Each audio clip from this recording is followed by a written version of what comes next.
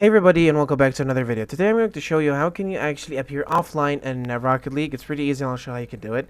So basically, to appear offline in Rocket League, you need to there is no real setting in Rocket League to show you actually how you can appear offline, like something called appear offline or just away or all this kind of stuff. But there is a way you can actually do it from your launcher, which is basically Epic Games. So once you have Epic Games launched, okay, you are going to go onto the top right corner. Okay, once you go on top right corner, click on your username up. You're going to click on settings. Now, once you're in settings, you're going to find all these settings. Now, I just want you to scroll all the way up and stay on the first, all the way up, and then just enable something called Enable Offline Mode Browsing. Okay. Once you enable this, basically you're going to appear offline in Epic Games and all other platforms and all other games you're actually going to play. And once you have that actually activated, just you're going to appear, as I said, offline and in Rocket League, and therefore in Rocket League you're actually going to appear offline. So, yeah, guys, that was it for now. Thank you so much for watching. Don't forget to like and subscribe, and I'll see you later.